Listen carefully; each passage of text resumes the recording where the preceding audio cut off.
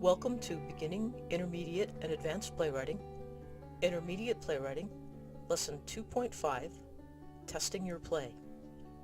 Congratulations, you have finished your play. Now, send it off to every producer, director, playwriting contest, and theater in the world. Okay, not so fast. When a play goes into production, a whole lot of people are committed to a huge amount of work to bring it before an audience. The producer raises the money, hires the venue, makes up the contracts, and hires the director. The director hires a team of designers, the set designer, the lighting designer, the sound designer, the costume designer. She reads the script again and again, making notes on how she sees it come alive on the stage. Many months before the play goes into rehearsal, during this period of pre-production, the director will meet with her designers, discuss her vision of the play, and they will start to work on bringing the physical elements that the director wants. Months before the play goes into production, the producer will begin advertising and marketing so that when the play opens, there will be an audience to see it. Weeks before the rehearsals start, the director, together with the stage manager, will hold auditions, and hundreds of actors will come to perform audition pieces. This will go on at 15-minute intervals, sometimes for several days. On the first day of rehearsal, the whole company will meet together for the first time. The director will explain her vision for the play, the set designer will bring a model of the set that she has built, the costume designer will bring sketches to show the actors what they will be wearing, including swatches of the fabric that will be used in building them. The lighting and sound designers may also make presentations. There will follow 175 hours of rehearsal time for the actors and director. During this time, the costume shop will be assembling the costumes, the technical director will be overseeing the building or acquiring of set pieces and props, and the construction of the set.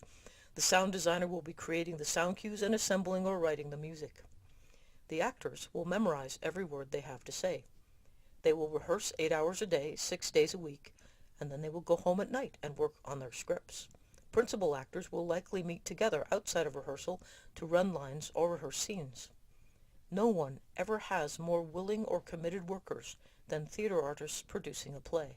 They work like fiends. During the final week of rehearsal, when the lights are hung and focused, the set is put in, the costumes are tried on along with the makeup, rehearsals will run 10 to 14 hours. And the technicians will sometimes work all night for 5 or 6 nights to get every technical aspect of the play working exactly as the director wants. And all this because you sat down and wrote a play. You owe it to all of these people to ensure that their labor will be worth all that effort. It comes down to the playwright, no one else, because the playwright is the one who comes up with the story and figures out how to tell it. When the audience has gathered, having driven all that way and found parking, sometimes through the rain and the sleet, when the lights come up on the stage, it needs to all be worth it. And whether it is worth it or not depends almost entirely on you. Does the play seize the attention of the audience right from the moment the lights come up? Did you set a significant tension level? Is there a character in an action with a life-altering event about to happen? Is this tension sustained every moment from the time the play begins to the climax and the ending? The clause in your contract that says that they may not change a word of your play without your written permission is there because it is the playwright's job to guarantee, if the words are said consecutively and audibly, the play will work and the audience will, at the very least, be engaged. So, now that you've completed the first draft of your play, let's make sure that when it's produced, everyone involved on either side of the proverbial curtain is happy and proud to have been a part of it. Right after you've finished writing, after the celebration of course, you might want to give it a bit of a lie-by, so that the exaltation you were in when you wrote it fades. Since this is often followed by a period of wrung-out depression and a feeling of it all being pointless and that the work is crap, you probably want that period to go by too. After all that, get some friends together and get them to read it to you.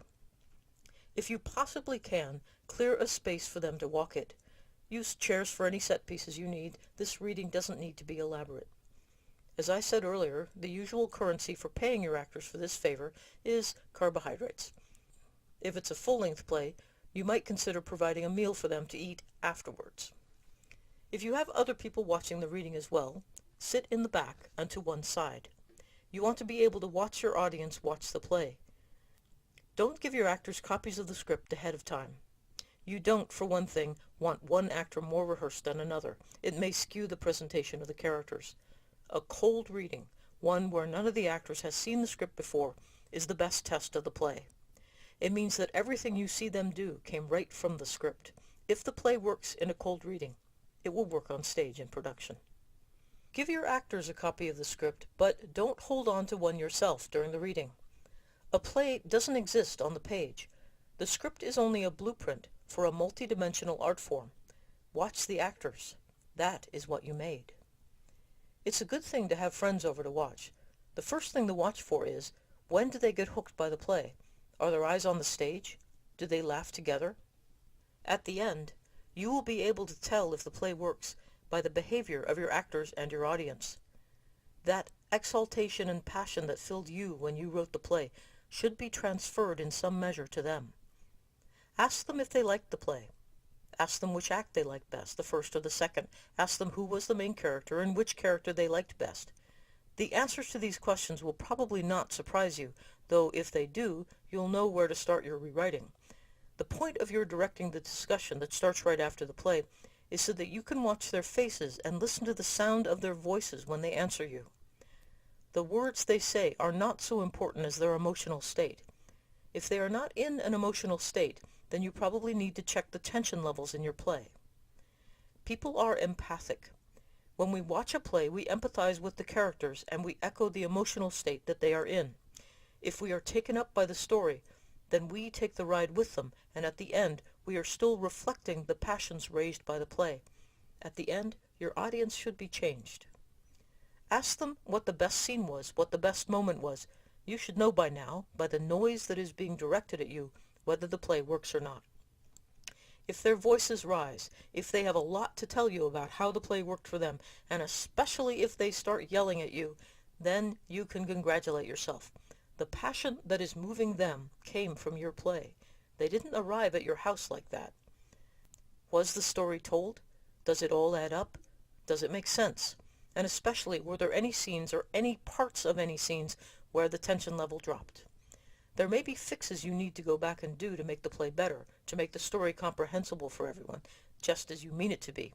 But if the passion was conveyed, then the play did work. Don't argue with people giving you notes. Don't explain what you meant. Don't tell them what they should have seen. If it isn't in the play, then fix it so it is. Just take the notes and thank them. But it is completely within your control whether you use the note or not. Do not make any changes to your play that you don't think will make the play better. It's your play. When you know that your play works, then it is time to send it to every contest theater director and producer in the world, and the best of good luck to you. If you have not done so already, your exercise for this lesson is to get started on writing a one-act or a full-length play.